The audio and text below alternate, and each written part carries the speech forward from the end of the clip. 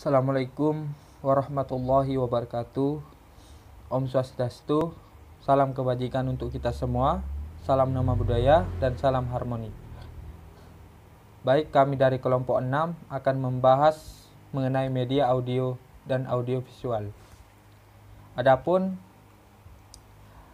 perkenalkan anggota kelompok kami. Yang pertama ada Steffi Grace Lumpang Tobing dengan NIM 211021017. Dan yang kedua ada saya sendiri, Bagus Robiansah dengan NIM 211021019. Dan yang ketiga ada Ikomang Ardina Ajus Saputra dengan NIM 211021018. Dan yang terakhir Nimbadianti Mariantini dengan NIM 211021020.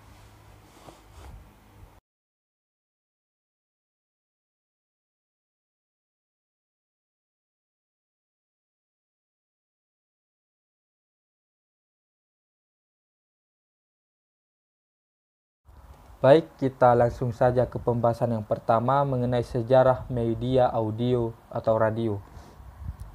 Perkembangan audio radio. Yang pertama, dalam teknologi rekaman akustik pertama dikembangkan pada tahun 1877 oleh Thomas Edison. Dia memproduksi suku cadang fonograf yang memainkan kembali ritme lagu Mary Had a Little Lamb dari rotasi silinder. Tahun 1882, Emil Berlin menciptakan gramofon yang menggunakan flat disk yang disebut rekam record termasuk silinder. Edison dan Berlin berlomba pada industri rekaman. Guglielmo Marconi, seorang pemuda Italia penerima Nobel, sukses mengkreasikan wireless telegraph menggunakan gelombang radio untuk menyampaikan pesan dalam sandi menggunakan ledakan panjang dan pendek pada gangguan radio. Teknik ini menggunakan praktis awal menggunakan radio, sebuah langkah utama dalam mengembangkan radio. Pada tahun 1890, Marconi mencoba mempromosikan untuk menggunakan telegraf untuk bisnis dan militer pada penduduk asli Italia, tetapi pemerintah negaranya tidak tertarik. Marconi lebih sukses di Inggris. Di sini Marconi mendapat pengakuan pada tahun 1896 dan di US pada tahun 1904. Bakat bisnisnya mendominasi pemakaian pertama radio telegraf untuk dua cara berkomunikasi di tempat Marconi bekerja.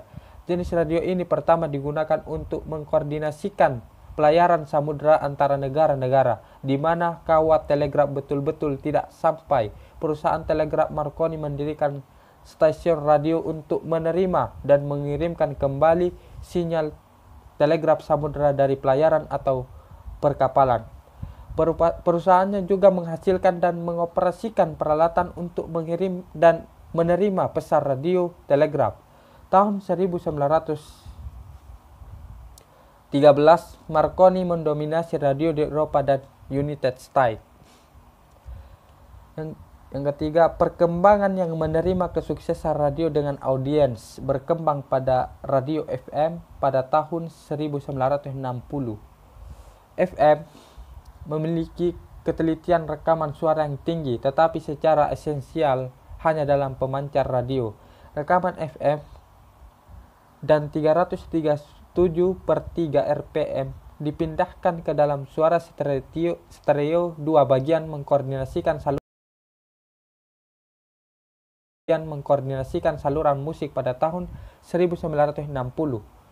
Lagu-lagu panjang dimainkan dengan mulai mempengaruhi jenis-jenis lagu yang direkam, tetapi pertengahan sampai akhir 1960 banyak kelompok-kelompok musik populer merekam lagu-lagu yang lebih panjang daripada tipikal single sepanjang 2 atau 3 menit. Kadang-kadang lagu-lagu itu diselipkan pada rekaman 45 RPM, tetapi sebagian besar penggemar kelompok mulai membeli album yang berisikan lagu-lagu hits. Hak cipta musik, sindikat talk show, dan intellectual property lainnya menjadi topik utama baik radio maupun rekaman. Ketika artis merekam musik yang ditulis oleh seorang, baik untuk menjual langsung sebagai rekaman atau siaran radio, mereka mendapatkan izin dan membayar royalti. biaya bagi penulis-penulis yang menggunakan intellectual property, distribusi musik atau internet memunculkan kesulitan hak cipta dan masalah intellectual property. Sebenarnya, rekaman digital yang sempurna ditransmisikan ke internet, tapi digital disc or CD yang dapat merekam. Mencari solusi untuk mencegah pengcopan dan transmisi ilegal, sementara memungkinkan menjual musik secara legal melalui internet.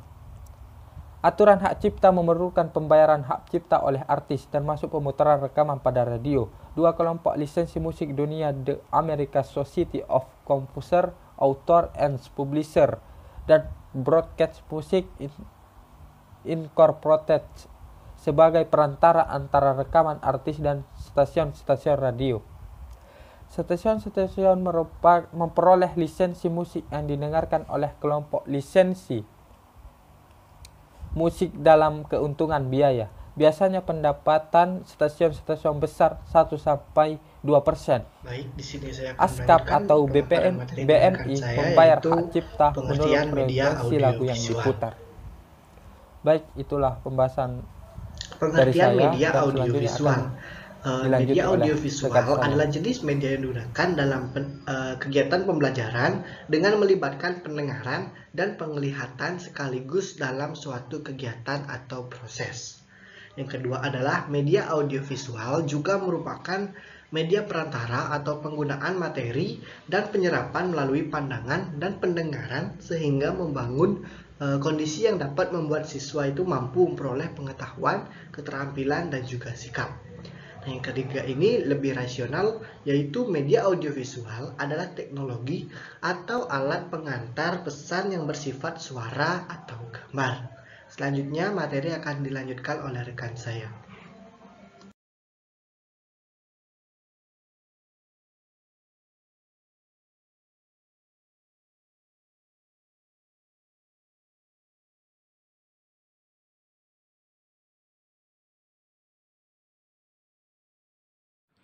Saya akan melanjutkan materi yang telah disampaikan oleh rekan saya. Materi selanjutnya yaitu jenis-jenis media audio. Ada beberapa jenis media yang dapat dikelompokkan dalam media audio, di antara lain 1. Radio. Radio adalah satu alat komunikasi elektromagnetik untuk mengirim dan menerima pesan suara dengan menggunakan sistem gelombang suara melalui udara. Dapat digunakan untuk mendengarkan berita yang bagus dan aktual, dapat mengetahui beberapa kejadian dan peristiwa-peristiwa penting dan baru, masalah-masalah kehidupan, dan sebagainya. Yang kedua ada alat perekam pita magnetik, yaitu alat perekam pita magnetik atau lazimnya orang menyebutnya tape recorder, adalah salah satu media pembelajaran yang tidak dapat diabaikan untuk menyampaikan informasi, karena mudah menggunakannya. Ada dua macam rekaman dalam alat perekaman pita magnetik, yaitu sistem full track recording dan double track recording. Yang ketiga ada CD atau compact disc. Compact disc atau cakram padat adalah sebuah piringan optikal untuk menyimpan data secara digital. Teknologi cakram padat kemudian diadopsi sebagai alat penyimpanan data yang terkenal sebagai CD-ROM. Lalu yang keempat ada laboratorium bahasa, di mana laboratorium bahasa adalah alat untuk melatih siswa mendengar dan berbicara dalam bahasa asing dengan cara menyajikan materi pelajaran yang disiapkan sebelumnya. Media yang dipakai adalah alat perekam. Materi selanjutnya yaitu jenis-jenis audiovisual. Menurut Syaiful Bahri, Jamara, dan Aswan Zain, tahun 2007, halaman 124, media audiovisual dibagi menjadi dua, yaitu yang pertama, audiovisual diam, yaitu media yang menampilkan suara dan gambar seperti bingkai suara atau sound slide. Yang kedua ada audiovisual gerak, yaitu media yang dapat menampilkan unsur suara dan gambar bergerak seperti film dan video. Kedua jenis media ini pada umumnya digunakan untuk tujuan-tujuan hiburan, dokumentasi dan pendidikan, film, dan video dapat menyajikan informasi, memaparkan proses, menjelaskan konsep-konsep yang rumit, mengajarkan keterampilan, menyingkat atau memperpanjang waktu, dan mempengaruhi sikap. Berbicara mengenai media audio dan audiovisual tidak lengkap jika hanya mengetahui sejarah, pengertian bahkan jenis-jenisnya saja, jika tidak mengenal fungsi dan manfaat dari media audio dan audiovisual serta kelebihan dan kekurangan dari media audio dan juga audiovisual. Untuk itu, saya akan membahas materi mengenai fungsi dan manfaat media audio dan audiovisual, yaitu yang pertama mengenai fungsi media audio. Fungsi media audio menurut Arsid pada tahun 2003 mengutip pendapat Sujana dan Rifai pada tahun 1991 adalah untuk melatih segala kegiatan pengembangan keterampilan terutama yang berhubungan dengan aspek-aspek keterampilan pendengaran. Yang dapat dicapai dengan media audio ialah berupa pemusatan perhatian dan mempertahankan perhatian, mengikuti pengarahan, melatih daya analisis, menentukan arti dan konteks, memilih informasi dan gagasan, dan yang terakhir, merangkum, mengingat kembali, dan menggali informasi. Kemudian yang kedua yaitu mengenai manfaat dari media audio. Manfaat dari media audio itu sendiri yaitu yang pertama, pengajaran musik literati atau pembacaan sajak, dan kegiatan dokumentasi. Kemudian yang kedua, pengajaran bahasa asing, baik secara audio ataupun secara audiovisual. Dan yang terakhir, pengajaran melalui radio atau radio pendidikan. Dan selanjutnya yaitu paket-paket untuk berbagi jenis materi yang memungkinkan siswa dapat melatih daya penafsirannya dalam suatu bidang studi.